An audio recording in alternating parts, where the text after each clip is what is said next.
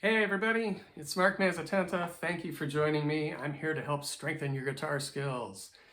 And today is a follow-up to another recent video that I made. That video was called 3 Exercises for Better Comping. And that seemed to be a pretty popular topic, so I thought I would do a follow-up video to talk about more aspects of how to comp in different situations. So just a reminder, comping just means accompanying. Okay, so when you're the person playing the chords, you are comping. And the number one factor in deciding how you do that is the size of the band, right? What musical environment you're in. The larger the band, the less you have to do. And so I thought I would just play and share some different examples of situations you might find yourself in and show you what I might do. So that first video about comping that I mentioned, I will now include some tabs of the examples that I played in that video. So I'll include those today in the description area, as well as some of the ones that you'll hear right now. So if I am in a duo, I've got a lot to do. So if I'm accompanying a singer or another guitar player or a bass or saxophone, I'm probably going to be using pretty basic, just full bar chord strums to do that. So I'm going to use the opening chords of Autumn Leaves in E minor to demonstrate. So if I was in a duo, I would be doing something like this.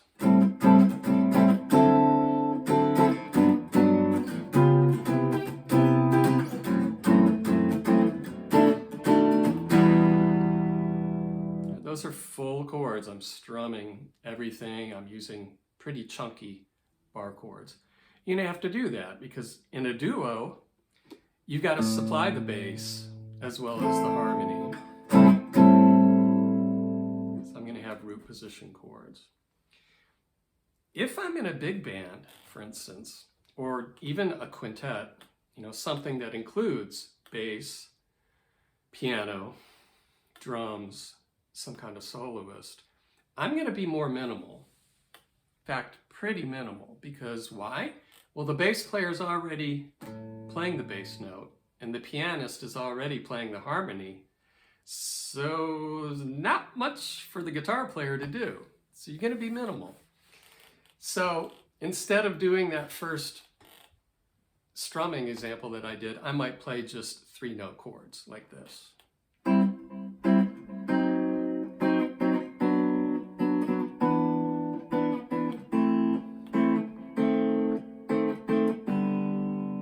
Same chord progression. I'm just being minimal with those note choices. Here's another example. Same chords. It's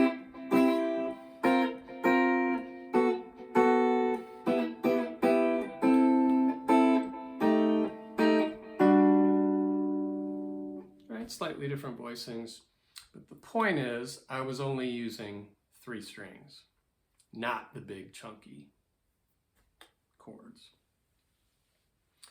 Let's talk about blues, a blues chord progression. So the 3-chord blues, if I'm in a smaller group, like a duet, I'll play just regular old dominant 7th bar chords.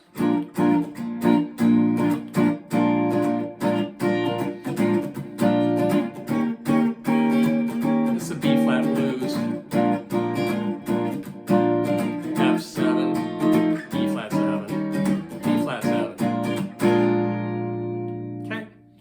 Everyone can do that because I was using super basic bar chord shapes. However, if I'm in a larger band, I'm only going to play the 3rds and 7ths of those chords. Okay, so you can really minimize and choose those as your kind of interior chord tones. So that's just one shape, because look, on the B flat 7 chord, this 3rd and 7th is on the 4th and 3rd strings. 3rd string 7th fret is a D, that's your 3rd. And on the 4th string, an A flat is your 7th. So you can really imply this whole B flat 7 chord by just doing this.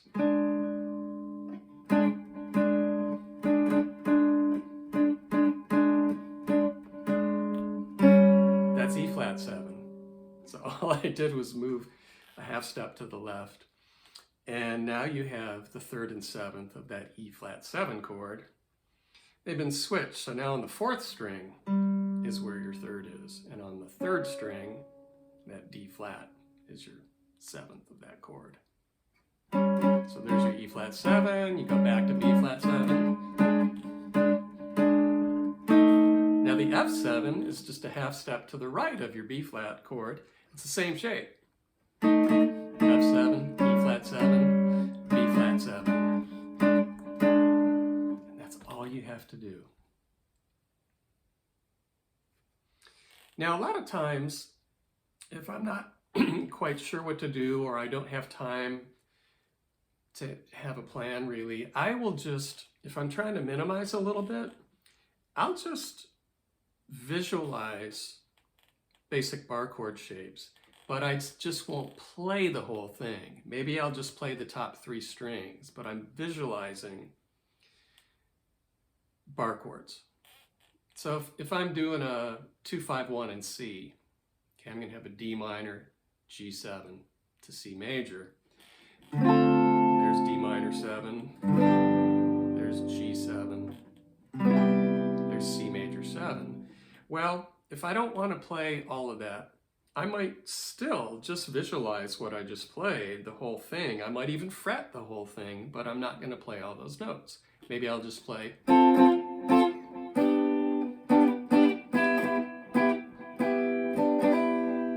something like that, or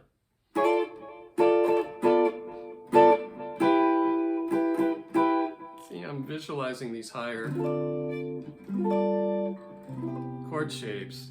I'm just simply choosing 2 or 3 of those notes out of that shape to play. So that's a really fast, easy way to minimize when you need to. Okay, the 4th decision is like what kind of song you're playing. So if you're playing a ballad or a bossa type tune, I'm probably going to switch to fingerstyle. So that affects a lot of decisions. If I'm playing something that's swing or funk, I'm going to have the pick, and I'm going to be chunking away more forcefully. Now, if you're playing fingerstyle, the distance between the notes, you can really get a big variety there compared with the pick. Okay, so if I'm playing like a ballad,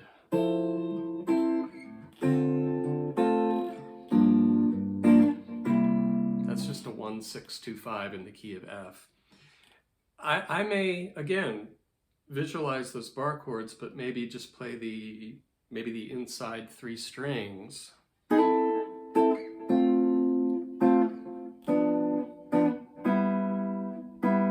Do that again. G minor, C7, and back to F. If you're playing a bossa, chances are, especially in a duet,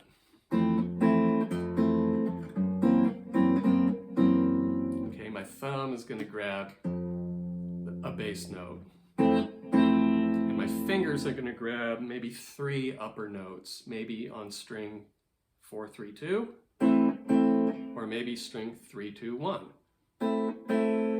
It's the same shape in the left hand. I haven't changed anything. It's only the right hand string choices in terms of plucking.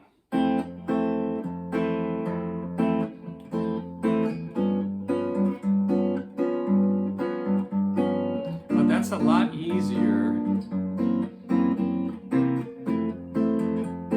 do with fingers than it would be with the pick. If I'm doing something swing, I'm going to be using the pick, and a lot of times, in almost any situation, something fun that I'll do is, I don't really consider myself a pianist in that situation. Sometimes I think more like the drummer, you know, the drummer's cymbal, and I'll turn the volume down.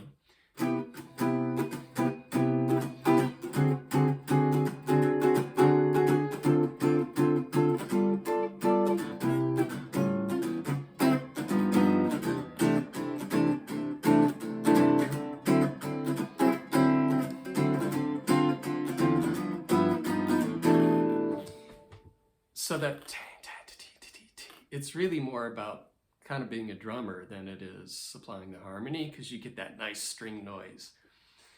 So that's one way of comping.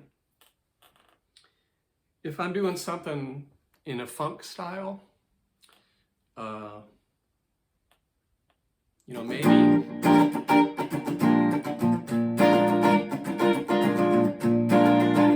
I'll use a full bar chord, but maybe I'll just do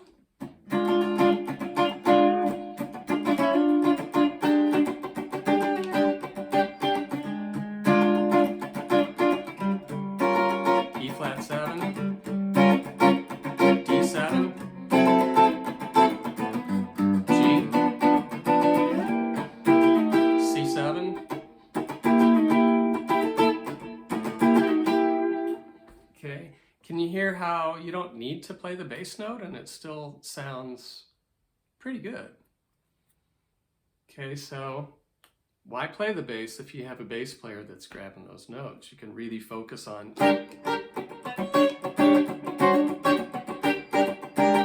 you know, you can do more of that scratching type of style with kind of the upper notes of a chord shape that you're familiar with.